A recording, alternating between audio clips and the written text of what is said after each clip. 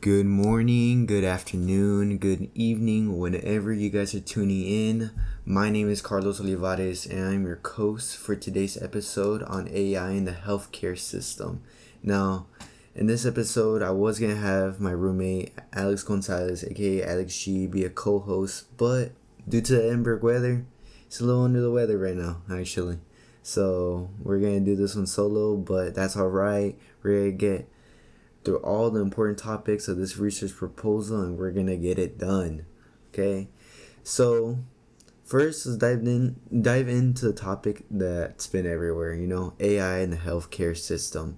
Now I know what you're thinking. When most of us hear that word AI, the first thing we think about is the robots taking over humanity, especially our jobs and everything, all these sci-fi headlines and all that.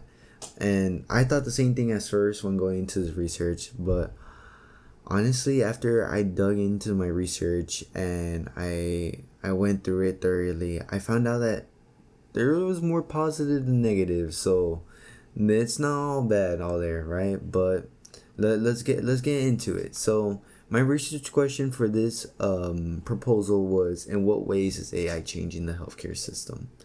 Now, this question came to me because I'm planning to pursue a career in pharmacy.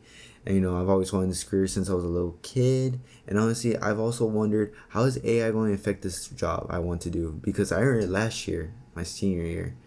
My senior English, AP English composition teacher told me, she's like, your job, it's not gonna be here as much, to be honest, with AI taking over, and that kind of scared me a bit. But once I did this research for this semester, now I'm no more at ease. I'm gonna keep on going and keep on pushing, and to be honest, AI is impacting medical education and clinical practice and diagnostics. To be honest, to be frank, it's improving us. It's not hurting us, it's improving us. Now, some real benefits that don't always make the headlines would be how large language models like the ChatGPT are being studied as virtualized standard patients. That was in one of my articles. So medical schools usually hire actors to simulate like a real patient for training, but that costs money, and limits how much practice a student gets. AI allows them to train more often, more realistic, and more affordable for these med schools. It's a win-win in both situations. Tools like this can help the future doctors. We improve our communication, our diagnosis, my bad, and decision making. So that is really big. And another big area is clinical documentation. Not gonna lie, you go to the hospital, these doctors, they spend hours typing notes every day. AI can now organize that information, generate summaries, and help us with charting. Not replace doctors, but definitely reduce the burnout, to be honest.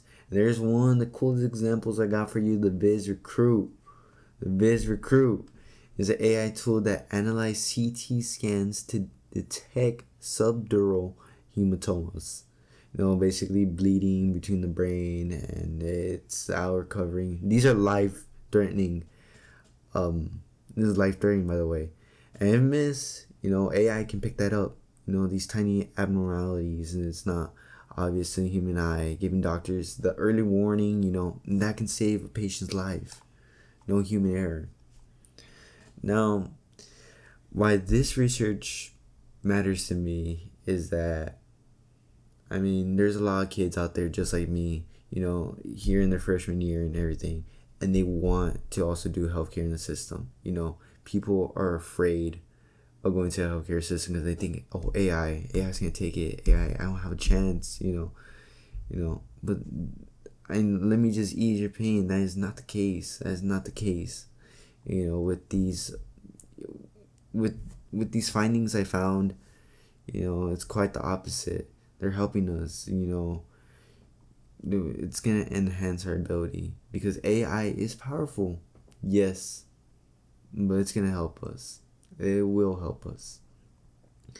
Now, How am I researching this topic? My research plan was to use a mixed methods approach. Collecting between qualitative and quantitative data.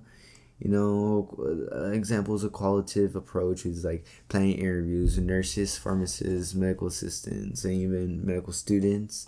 I ask them about their experiences with AI and real clinical settings. What instruments they have now with AI, coming into play. Quantitative approach, you it's like more of like how hospitals use AI for diagnostic imaging. Again, clinicians use AI for medical notes. How medical students use AI for simulation of trainings. And you get these you mix that as well with these peer-reviewed journals that we have, academic databases, and these online sources, and you build that full picture.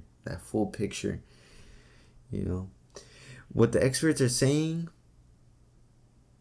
Let's talk about what the literature says. Now, according to this first article I have, Artificial Intelligence in Healthcare Transforming the Practice of Medicine, AI can, is three different hard-hitting points: improve diagnostic accuracy, simplify workflows, and enhances patient outcomes. The University of Illinois article, how is AI changing healthcare, also highlights how AI helps with documentation and expands access to care, especially in areas with limited healthcare workers. But both sources warn that AI is only as good as the data it learns from. Bad data, bad outcomes. Can't forget human connection. We still need to have that. It's not like I said, it's not completely taking over. You still give it that push, right? So let's dig into more technical research.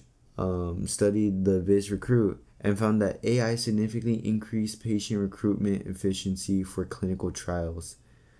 Now, meanwhile, we examined that ChatGPT has a tool for medical training, and it showed it can serve as a realistic, reliable, standardized patient.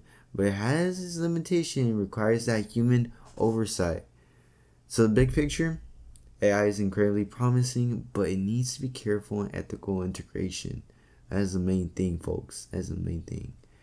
And my final thoughts are that after researching this, my perspective had totally changed. Because to be honest, I was in the same shoes as many of these pre-med students.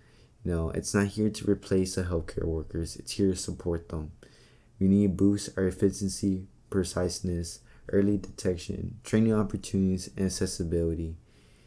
But we must be responsible as well. Protect the patient data and always keep humanity at the center of care. As someone aspiring to be healthcare worker, this makes me feel excited. I'm not afraid anymore. AI might change things, but won't remove the need for a real human like me, people like us. So that's it for today's episode. Thank you for listening for today's episode. I hope you really enjoy this. Thank you.